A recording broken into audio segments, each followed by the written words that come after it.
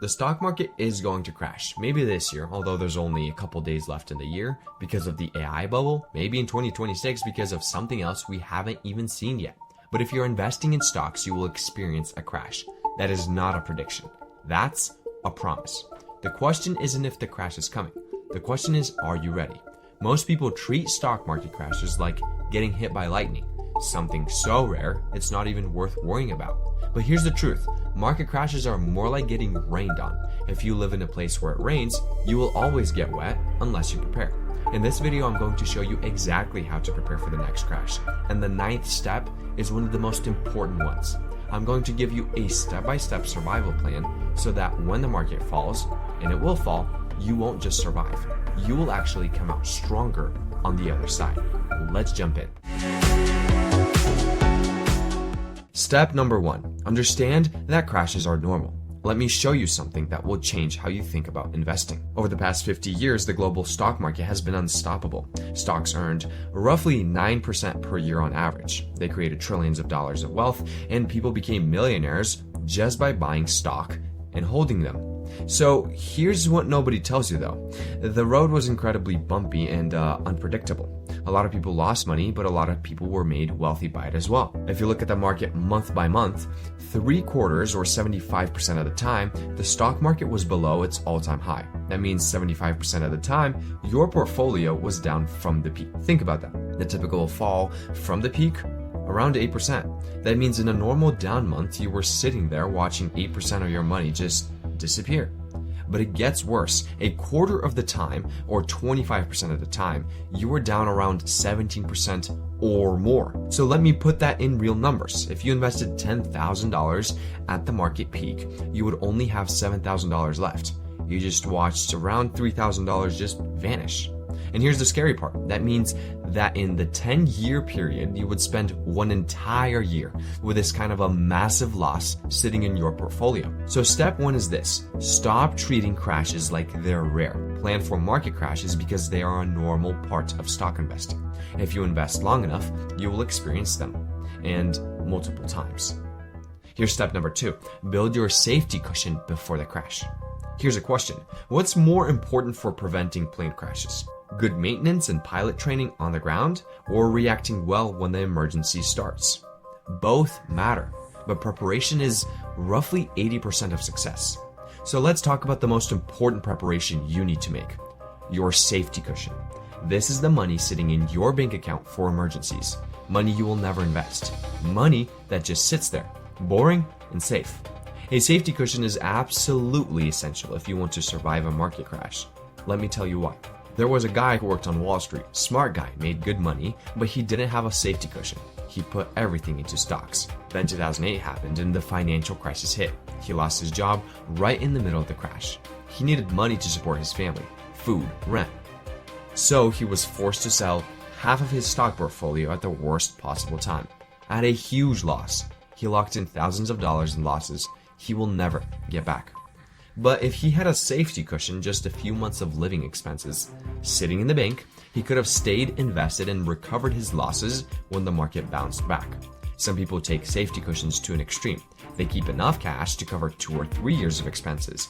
That's more of a psychological tool that lets them invest the rest of their money in stocks without worrying. Although you can do that, most people don't need that much. So step 2 is this. Build a safety cushion to cover at least a few months of living expenses. 3 months minimum. 6 months is better. Step number 3. Imagine the crash before it happens. So this step is uncomfortable, but you need to do it. So you need to imagine ahead of time, and feel free to do this right now, what it will feel like to lose your money in a crash. Here's what I want you to do. Sit down and look at your investment account right now. Let's say you have $50,000 invested today. Now close your eyes and imagine that a crash starts. You open your account and you only see 30,000. Just subtract zeros if you don't have that much money, by the way. You just lost $20,000. 40% of your money is gone. Then imagine you open a news website and the headlines say something terrifying. Biggest banks in the world collapse, or new war breaks out, or AI bubble explodes, tech stocks in free fall. Something along those lines. Now imagine your spouse comes to you and says, "What happened to our money? Where did 20 grand go?" Just sit with that feeling. Imagine how your stomach drops. Imagine the fear, the panic, and the voice in your head saying, I should have never invested. This was a huge mistake. If your reaction is, oh my, this is a disaster, I can't believe this is happening to me, then that's a signal. That's a signal that's telling you should not be investing 100% of your money in stocks. So step 3 is this: understand your risk tolerance and take an appropriate level of risk in your portfolio. Okay, on to step number 4. Adjust your risk for your age. What's your appropriate level of risk? Do you actually know that number? Here's what history tells us. If you put 100% of your money in the stock market, you could lose 40 to 50% in a really big crash. So half your money, gone. If you put 75% in stocks and 25% in bonds, maybe you lose 30 to 40% in a big crash. If you put 50% in stocks and 50% in bonds, the loss might be 20 to 30% in a really bad scenario. Now, I don't want to scare you too much here. When I say lose your money, I mean lose temporarily. If you invest in a diversified portfolio using index funds or ETFs, you will almost certainly get the money back eventually. But that only happens if you stay calm and avoid expensive mistakes in the middle of the crash. Here's the thing that you need to think about: your age. If you're 20 years old, you have a whole life ahead of you, right? If the market crashes, it's not a big deal. You can just wait 10 to 20 years for it to recover. You have time. But if you're 65 years old and about to retire and suddenly half of your money is missing, well then that's a huge problem. You don't have 20 years to wait. You need that money now. That's why retired investors rarely put more than 50 to 60% of their money in stocks. They keep the rest in safer investments like bonds. So step number 4 is adjust your risk level for your age and time horizon. The younger you are, the more risk you can take. The older you are, the more careful you need to be. Step number 5, and this is super important: don't chase recent winners. Here's what's happening today. Over the past 20 years, the American stock market has been unstoppable. It earned around 11% per year compared to only 8.6% per year for global stocks. So today, the stock market is the biggest in the world. It makes up 61% of all global stock markets by size. So a lot of people look at this and say, American companies are exceptional. American capitalism is best. The smart thing to do is ignore the rest of the world and just buy the S&P 500. Maybe that works out. Maybe US stocks keep dominating. But here's the thing. This video isn't about picking the most profitable strategy. It's about controlling your risks and preparing for crashes. And from that perspective, putting all your money in just one country, even America, is dangerous.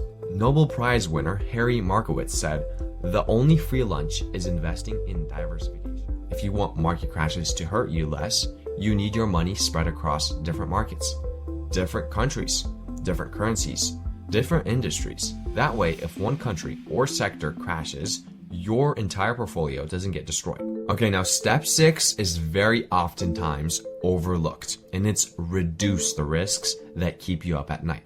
Here's something most investment experts won't tell you, but I believe it's important. In investing, we can never avoid risk completely. If you want to make money, you need to accept risk. But we can kind of pick and choose which risks we accept, right? So if there's a particular risk that's really stressing you out, something that keeps you up at night, you can structure your portfolio to remove or reduce that risk. For example, maybe you're really worried about the AI bubble. Maybe you're worried about US tech stocks and that they're way too expensive and might crash soon. You don't have to force yourself to buy those stocks. You can build a portfolio that excludes US tech stocks. You can invest in small companies, international stocks, or other sectors instead. Yes, you give up the upside if those tech stocks do really well, but you also protect yourself from the downside if they crash. This isn't about trying to outsmart the market. You're not trying to maximize your profits. You're trying to minimize your regrets. So, optimize your portfolio to reduce the specific risks that stress you out the most. Step number 7, don't sell when the market crashes. I mean, man, this seems like it's the most simple one, right? But this is a pitfall that most people fall into. So what do you do when the market crashes? Let's first talk about what not to do. This is actually more important than what you should do. Investing is what's famously called a loser's game. To get a good result, you don't have to be brilliant. You simply have to avoid mistakes. And the most expensive mistake you can make is selling when the market crashes. Don't underestimate how hard this can be. When the market is down 50%, when you see scary headlines every single day, you will be tempted to sell. Every bone in your body will be screaming, get out, protect your family, save what's left. And if the crisis continues for years, it gets 10 times harder to stay calm. You'll hear experts on TV saying, this time it's really different, and maybe the market will never recover. You'll be full of doubts and fears. What if I lose more? What if this goes down to zero? But you have to resist the temptation. Because when you sell in a crash, you lock in your losses. You turn a temporary loss into a permanent one. You'll never get that money back. Here's what I want you to do right now, before the crash happens. Write this down right now. No, I will not sell in a market crash. This is why I have a safety cushion. This is why I built a good portfolio with an appropriate level of risk. I am prepared for crashes. I will not panic. Write this down today, and you will dramatically improve your chances of being able to resist when the crash actually happens. So, step 7 is this. Don't sell in a crash. Period. Step number 8. Guys, we're only 2 steps away from step 10, and then you're free to go. Rebalance your portfolio. Here's what you should do instead of selling. You should rebalance your portfolio. Let's say your long-term strategy says you should be 70% in stocks and 30% in bonds. That's your target. You need to check your portfolio periodically to make sure it still matches that target. When a crash happens, your stocks will probably fall in value more than your bonds. So you might discover that suddenly you have 60% in stocks and 40% in bonds. That's an opportunity. You sell some of your bonds and buy more stocks until you get back to your 70-30 target. This usually works out really well because when you rebalance, you're buying more stocks at a cheaper price. You're buying low, which is exactly what you're supposed to do. Step 9, keep buying if you're still working. Okay, what else should you do when the market crashes? This depends on your situation. Let's look at 2 scenarios. First scenario, you're not retired yet, you're still working, you still have a job, and you're still putting money aside every month. If that's you, the smartest answer is usually to keep buying stocks, even as they go down. Remember what Warren Buffett said. He said, be fearful when others are greedy, and greedy when others are fearful. When everyone is panicking and selling, that's when stocks are cheapest. That's when you should be buying. Now, this doesn't mean the market will recover quickly. It can keep going down for a long time.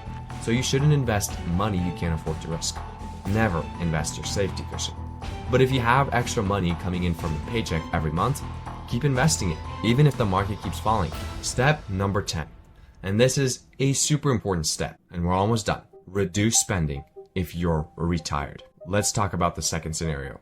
If you're already retired and taking money out of your portfolio every month to pay your bills, how should you react to the stock market crash? This really depends on how much money you're taking out and how much the market falls. If you're only pulling out 3 to 4% of your portfolio per year and the market only drops 10 to 20%, you're probably fine. You don't need to change anything. But if you're taking out much more than 4% per year, or if there's a major crash where the market falls 40 to 50%, then you need to reduce how much you're taking out. Even a 10 or 20% reduction in how much you withdraw could dramatically lower the risk that you'll run out of money in your lifetime. To make this effective, write down a specific plan now, before the crash happens. Something like, if the market drops more than 20%, I will cancel our summer vacation, or I will sell one of our 2 cars, or I will cut our monthly budget by 15%. Guys, since you stuck around for so far, let me give you a bonus step. Learn to invest before the crash. Maybe you've heard that market timing doesn't work, that you should start investing and keep investing no matter what happens. But you're nervous. You think there's going to be a crash soon, so you're standing on the sidelines waiting for stocks to become cheaper. If that's you, here's my advice. Learn how to invest before the crash gets here. Look at the crash in 2020. The market was down for just a couple of weeks. If you started learning how to buy stocks or ETFs in the middle of the crash, you were probably too late. Not to mention, it's really hard psychologically to invest your first $1,000 when the market is crashing and all the news headlines are terrifying. So start now. Put some money into the market now. Get used to buying stocks or ETFs and learn the process so you're ready when the real opportunity comes. So here's a final warning. The 2026 crash is coming. Now, I'm not saying it's going to be a 15, 20, 50% crash. I'm not sure. But what I do know is that every single year, there is a correction or there is a small crash. Maybe it's the AI bubble bursting. Maybe it's something else we haven't imagined yet. But if you follow these steps, if you build your safety cushion, understand your risk tolerance, diversify globally, and commit to not selling, you won't just survive the crash. You will be one of the few people who actually profits from it. So the crash is coming. The only question is, will you be ready? And will you subscribe to Lion Finance if you've learned anything valuable in this video?